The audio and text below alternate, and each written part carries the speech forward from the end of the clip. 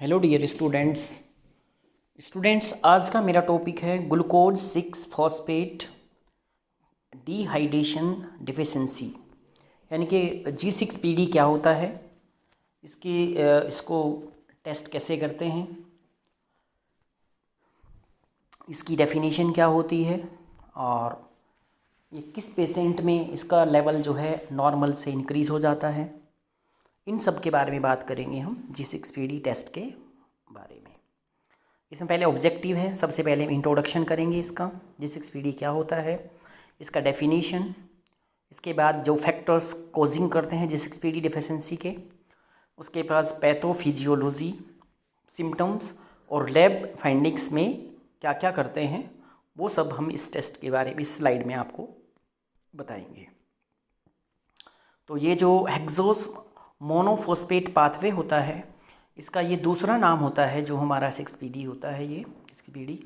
इसको हम PPP भी बोलते हैं। PP का मतलब है पेंटोस फॉस्फेट पाथवे, और अबाउट जो है 5% जो हमारा पाथवे होता है, जो ग्लाइकोलाइसिस होता है, वो इसी पाथवे के द्वारा होता है। यहाँ पे इसमें दिखाया हुआ है नीचे, ग्लूकोज जो है यहाँ पे 1 ATP यूज हो जाता है, हेक्सोकाइनेज एंजाइम है और ग्लूकोज 6 फॉस्फेट में ये चेंज हो जाता है, जो फिर G6PD जो है फिर ये 6 फॉस्फो ग्लूकोरेट में बदल जाता है। यहाँ पे NADP और जो NADPH है, इसका यहाँ पर जो है NADP का यूज होता है। इंट्रोडक्शन में इसमें दिया हुआ है यहाँ पे कि जो हमारा फंक्शन होता है G6PD का क्या होता है। एक G6PD नॉर्मली वैसे एंजाइम होता है जो कि नॉर्मली हमारे RBC की सरफेस पे कोटिंग होता है, लेकिन ये कुछ मेडिसिन्स लेने से या कोई प्रॉब्लम होने से ये जो है एबनॉर्मल हो जाता है, और फिर ये क्या करता है, जो रीजनरेट करता है NADPH को और अलाउ करता है रीजनरेशन के लिए ग्लूटाथायोन के लिए। ये जो है यहाँ पे ऑक्सीडेटिव स्ट्रेस में जो हमारा RBC का होता है उसको प्रोटेक्ट करता है, उसके खिलाफ ये काम करता है, और RBC हमारा जो है वो नॉर्मल रहता है। इसकी कमी होने से क्या होता है, हमारा जो RBC होता है वो ऑक्सीडेटिव स्ट्रेस नहीं कर पाता है, और उसके कारण जो है RBC वो टूट जाता है, और इसके कारण जो है स्ट्रेस होने के कारण जो है RBC में हिंज बॉडीज़ हो जाती हैं, जिसके कारण जो है एक्स्ट्रा हीमोलाइसिस जो है हो जाता है, RBC जो है वो टूट जाते हैं। यहाँ पर ये ऑक्सीडेंट है, यहाँ पे RBC मेम्ब्रेन का डैमेज हो चुका है, और हीमोग्लोबिन में जो हिंज बॉडीज़ हैं वो बन चुकी हैं, और नीचे जो यहाँ पे दिखाया ग्लूकोज, फिर G6PD, और यहाँ पे फिर ये फ्रक्टोज 6 फॉस्फेट में चेंज हो जाता है, फिर लैक्टेट बनता है, और यहाँ पे जो ऑक्सीडाइज होता है ये यहाँ पे 6PD जो है वो पेंटोज फॉस्फेट पाथवे जो है यहाँ पे ये इसका दिखाया हुआ है। यहाँ पे ये इसकी हिस्ट्री है। सबसे पहले इसको डिस्कवर किया था 1950 में, और ये जो ऑब्ज़र्व किया था ब्लैक सोल्जर में किया था, जिसको एक मलेरिया हो गया था, उसको मॉस्किटो ने बाइट किया था, और एंटी मलेरियल उसको जो है ड्रग्स दिया था, जिसको पायरिमिक्विनिन नाम है ड्रग्स का, और उसमें ये कुछ दिनों के बाद जब टेस्ट किया तो ये पाया गया मोस्ट कॉमन जो रेड सेल्स हैं वो एंजाइमोपैथी, यानी कि वो इस जो हमारा जो G6PD उसको डिफिशिएंसी थी और RBC हीमोलाइसिस हो गए थे, और बड़े नंबर पे जो वहाँ पर जितने भी यहाँ पे RBC थे वो टूट गए थे। ये यहाँ पे जो X लिंक डिजीज़ के बारे में बताया हुआ है कि जो G6PD होता है वो एक X लिंक डिजीज़ होती है, और RBC जो एंजाइम डिफिशिएंसी होने के कारण जो है एसिम्प्टोमेटिक इसमें तो सिम्टम्स कम दिखाई देते हैं ये, और RBC को जो है ऑक्सीडेटिव स्ट्रेस होता है, और इसको इनहेरिडिटी रिसेसिव के नाम से जाना जाता है, यानी कि X लिंक डिजीज़ के नाम से भी इसको जाना जाता है, जो X लिंक में ये पाई जाती है। जेनेटिक्स प्रॉब्लम है, G6PD जीन जो है लोकेट होता है X क्रोमोसोम के ऊपर, इसके कारण इसको X लिंक डिजीज़ के नाम से जाना हुआ है। X लिंक का ट्रेट होता है, और ये मेल में जो है इनफैक्ट इनहेरिट होता है ये एबनॉर्मल जीन के थ्रू, मदर से ये आ जाता है मेल में, जो कि यूजुअली कैरियर करता है हेट्रोजाइगोट्स के थ्रू। ये यहाँ पे जो इसका जो क्रोमोसोम है, क्रोमोसोम नंबर जो है Q28 पे रहता है, लोकेट होता है, ये X लिंक है, Q28 लोकस पे ये पाया जाता है,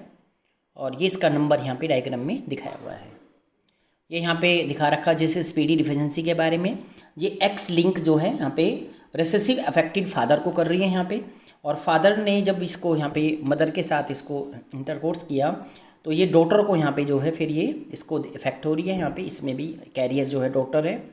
और इसमें जो है सन जो है अनइफेक्टेड है। अगर कोई फीमेल कैरियर है और उसके बाद में उसकी डॉटर है वो अनइफेक्टेड है, पहला सन जो अनइफेक्टेड है, और जो इसमें डॉटर है आधा चांस है और जो उसका सन है उसको भी आधे चांस है, यहाँ पे फुल चांस है होने के, जो ये इसमें अफेक्टेड कर रहा है सन को। G6PD जो है ये 400 वेरिएंट्स जो हमारे जिस एंजाइम्स के रूप होते हैं, और इसमें जो G6PD होता है A और B जो है वेल नोन वेरिएंट्स होते हैं। जो G6PD-B है वो नॉर्मल G6PD हमारा एंजाइम होता है, और जो A होता है वो एक तरह से एंजाइम जो है उसकी एक्टिविटी B से थोड़ी वो डिफ़र होती है। उसमें सिंगल जो हमारा अमीनो एसिड है वो सब्स्टिट्यूशन हो जाता है, उसकी जगह दूसरा आ जाता है, और इसका रिजल्ट जो है हम इलेक्ट्रोफोरेटिक जो हमारी मोबिलिटी है उसके द्वारा हम वो देख सकते हैं। यानी कि B जो है नॉर्मल है और A जो है वो एबनॉर्मल होता है। G6PD जो है ये A के बारे में बताया है, ये कॉमन एसोसिएटेड है विद द हिमोलाइसिस यानी कि आरबीसी टूटने में, और इलेक्ट्रोफोरेटिक जो हमारी आइडेंटिफिकेशन है वो इसमें देखने को मिलती है, लेकिन 5 to 15% ये नॉर्मल एंजाइम एक्टिविटी होती है। और जो हमारा मेडिस्टिन जो G6PD होता है वो इलेक्ट्रोफोरेटिक की जो आइडेंटिकल B होता है वो केवल जो है यहाँ पे 1% या उससे कम ही जो है वो पाया जाता है। ये WHO के अकॉर्डिंग है, जो क्लास 1 है उसकी सीवियरिटी जो है वो लेस देन 10% है, और जो हमारा क्लास 2 है उसकी सीवियरिटी लेस देन 10% एक्टिविटी होती है। क्लास 3 की जो 10 to 60% एक्टिविटी होती है, जिसमें हमारा जो आरबीसी है वो स्ट्रेस हो जाता है और उसके बाद में वो टूट जाता है, ब्रेक डाउन हो जाता है। जो क्लास 4 है वो नॉन डिफिशिएंट वेरिएंट है, उसमें कोई क्लिनिकल सीक्वेंस नहीं है, और क्लास 6 भी जो है इंक्रीज एंजाइम एक्टिविटी हो जाती है, उसमें भी कोई क्लिनिकल सिग्निफिकेंस नहीं मिलता देखने को। ये फैक्टर्स होते हैं जो कोजिंग करते हैं G6PD को। इसमें जो इंडिविजुअल होता है वो इनहेरिट करता है G6PD को म्यूटेंट्स के द्वारा, कोई क्लिनिकल मैनिफेस्टेशन यहाँ पे नहीं आता है, और इसमें कुछ ऐसे ऑक्सीडेंट ड्रग्स होते हैं जिसके कारण ये डिजीज़ जो है हमारी बॉडी में हो जाती है। जैसे एंटीबायोटिक्स है सल्फामिथोजोल, एंटी माइक्रोबियल पैराक्विनिन, और एंटी एडिप्टाइजर जिसको हम बोलते हैं एसिटानिल। ये जो हैं ड्रग्स होते हैं जिसके कारण जो है आरबीसी टूट जाते हैं और G6PD में एंजाइम की प्रॉब्लम हो जाती है। ये फेविसिम में एक तरह का ये जो क्या होता है ये बीन्स होता है, जो कि हमारी नॉर्मल बॉडी में ये कहीं देखने को नहीं मिलता है, इसकी डिफिशियंसी नहीं होती है, लेकिन जो पेशेंट इसका फ्लेविम का है उसमें ये जो है देखने को मिलती है। ये फेविम बीन्स है, ये आरबीसी के साथ में यहाँ पे इसके साथ ऑक्सीडेंट हो जाता है और ये फाइनली आरबीसी हमारा टूट जाता है। ये G6PD डिफिशियंसी की यहाँ पे बायोकेमिस्ट्री दिखाई हुई है कि ये रिड्यूस करता है यहाँ पे, और रिड्यूस होने के बाद में NADP और NADPH जो है वो इसमें चेंज नहीं हो पाता, और जो हमारा फ्री रेडिकल्स होते हैं और उसके कारण जो है यहाँ पे जो आरबीसी है वो डैमेज हो जाता है और फाइनली वो टूट जाता है। ये पैथोफिजियोलॉजी होती है। ऑक्सीडेटिव जो डीनेचुरेशन होता है यहाँ पे हीमोग्लोबिन का, वो एक मेजर कोजेज होता है हमारा हेमोलाइटिक एनीमिया, यानी कि हेमोलाइटिक एनीमिया में सबसे ज़्यादा जो है वहाँ पे आरबीसी टूटते हैं G6PD की डिफिशियंसी में। और इसके अलावा जो यहाँ पे कन्वर्जन होता है ग्लूकोज 6 फॉस्फेट का टू द फॉस्फो ग्लूकोनेट में, ये बहुत इंपॉर्टेंट कन्वर्जन होता है, और इसमें जो यहाँ पे GSH होता है इसका प्रोडक्शन होता है, ये इसको रेगुलेट करता है। GSH जो है एंजाइम को प्रोटेक्ट करता है और हीमोग्लोबिन को ऑक्सीडेशन से वो बचाता है वहाँ पे, और H2O2 वहाँ पे उसके द्वारा वो रिड्यूस होता है, जो एक फ्री रेडिकल्स होता है। H2O2 जो जनरेट होता है नॉर्मली स्मॉल अमाउंट में हमारे रेड सेल्स में, और ये जो मेटाबॉलिज्म होता है इसका रेड सेल्स का उसमें थोड़ा सा बनता है, लेकिन वो हमें प्रॉब्लम क्रिएट नहीं करता है। लार्जर अमाउंट में अगर इसका प्रोडक्शन होगा तो फिर ये ऑक्सी हीमोग्लोबिन में चेंज हो जाएगा, और उसके बाद आरबीसी जो हैं वो टूट जाते हैं। नॉर्मल जो रेड सेल्स होते हैं उसमें अगर सफिशिएंट G6PD होता है तो उसकी जो एक्टिविटी है उसको वो मेंटेन रखते हैं, और अगर इसमें कोई डिफिशियंसी हो जाए तो रेड सेल्स जो हैं वहाँ पर वो फेल हो जाता है अपनी नॉर्मल जो उसकी शेप साइज है उसको रखने के लिए, और वो डिटॉक्सीफाई कर देता है पेरोक्सीडेज को, जिसके कारण आरबीसी जो है वो ब्रेक डाउन हो जाता है। और हीमोग्लोबिन जो है वो ऑक्सीडाइज होता है यहाँ पे हीम के साथ में, और लिबरेट करता है वो ग्लोबिनिन और ग्लोबिन के द्वारा, और हिंज बॉडीज का वहाँ प्रोडक्शन हो जाता है। हिंज बॉडी जो है अटैच हो जाता है मेम्ब्रेन के साथ में, और इसके बाद वो सेल्फ डाइल्ड जो ग्रुप बनता है और वो जो सेल को रिगिड करता है, और फाइनली जो है उसमें आरबीसी जो है वो टूट जाता है, जिसके कारण जो है वहाँ पे स्प्लीन में जाने से पहले ही वो आरबीसी ब्रेक डाउन हो जाता है। इसका जो सिम्टम्स हैं पर्सन का मोनली जो है एसिम्टोमेटिक होता है। पहले शुरुआत में इसमें सिम्टम्स दिखाई नहीं देते हैं, लेकिन जब ज़्यादा प्रॉब्लम हो जाती है तो उस टाइम यूरिन डार्क और यूरिन आएगा, क्योंकि आरबीसी टूट चुका है। आरबीसी टूटने के बाद हीम आएगा, हीम अगर यूरिन में आएगा तो वो डार्क कलर हो जाएगा। स्प्लीन एनलार्ज हो जाएगा, फैटिग हो जाएगा, पैलर, रैपिड हार्ट रेट हो जाएगी, शॉर्टनेस ब्रीथ और येलो स्किन हो जाए, इसको हम जॉन्डिस बोलते हैं, उसको जॉन्डिस भी स्टार्ट हो जाएगा। ये हिंज बॉडीज हैं जो यहाँ पे दिखाया हुआ है आरबीसीज में, यही जो है हिंज बॉडीज जो होती हैं आरबीसी को फाइनली ब्रेक डाउन कर देती हैं। यहाँ पे डिफिशियंसी ऑफ G6PD का हिमोग्लोबिन दिखा रखा है। सीबीसी जो है इसमें यहाँ पे bite cells, blister cells, irregular small cell, छोटे छोटे हिंज बॉडीज, पॉलीक्रोमेसिया, ये सब जो है इसमें मिलेंगे। और G6PD लेवल जो है वो भी यहाँ पे वो क्या होगा, वो वहाँ पे हाई हो जाएगा। स्प्लीन जो है उसको हम आरबीसी को जो हम रिमूव करते हैं हमारी बॉडी में, और वो जो स्प्लीन होता है वो आरबीसी को हमारे एक तरह से वो ब्रेक डाउन करने में वहाँ पे यूज होता है। और इसमें जो स्क्रीन होता है यहाँ पे क्वांटिटेटिव असेसमेंट कर सकते हैं G6PD का यहाँ पे यूवी टेस्ट के द्वारा, और कन्फर्मिंग टेस्ट है quantitative measurement of the G6PD enzyme activity. जैसे जो प्लेट टेस्ट होता है वो क्वांटिटेटिव एकदम क्वांटिटेटिव टेस्ट होता है। मॉलिक्यूलर टेस्ट में हम इसका कर सकते हैं डिटेक्शन का जीन म्यूटेशन के द्वारा, वहाँ पर परफेक्ट टेस्ट होता है, वो उसको देखते हैं कि इसमें जीन म्यूटेशन कितना हुआ है, उसको वहाँ क्वांटिटी के हिसाब से देखते हैं। ये स्लाइड है जो हमने बनाया हुआ है यहाँ पे, और ये देखो आरबीसीज के सारे जो शेप साइज है वो सब एबनॉर्मल है, वो नॉर्मल सेल्स ये नहीं है। यहाँ पे ये डिफिशियंसी दिखा रखा आरबीसी के शेप है, देखो किस किस तरीके से यहाँ दिखा रखे हैं ये सब आरबीसीज एबनॉर्मल हैं, और ये आरबीसी जो हैं सर्कुलेशन में ये टूट जाते हैं। प्रॉपर जो हैं ये पूरी जो हमारी ऑक्सीजन की सप्लाई है, CO2 वापस लाना है, उसमें भी ये फेल हो जाते हैं। इसके लिए टेस्ट है, स्पेशल टेस्ट है मैथ हीमोग्लोबिन रिडक्शन टेस्ट, ये हम इसको जानने के लिए करते हैं। जो हमारा सोडियम नाइट्रेट जो होता है वो कन्वर्ट कर देता है इसको मैथ हीमोग्लोबिन में, और इसमें हम ऐड करते हैं मेथिलीन ब्लू, जो कि यहाँ एस्टिमेट करेगा PPP पेंटोज फॉस्फेट पाथवे को, और उसके बारे में हम यहाँ पे वो बताएगा।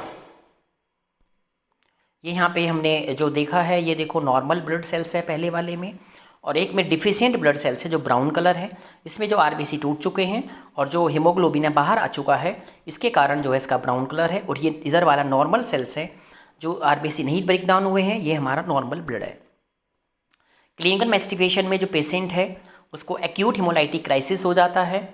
और उसके जो आरबीसी हैं उसके ऊपर ऑक्सीडेटिव स्ट्रेस आता है, उसके कारण आरबीसी टूट जाते हैं। ह्यूमोलाइटिक क्राइसिस में क्या होता है, उसमें जो आरबीसी का जो टाइम होता है 120 डेज़ वो कम हो जाता है, और केवल जो वहाँ पर ओल्डर जो आरबीसीज होते हैं वही रह पाते हैं, बाकी सब टूट जाते हैं।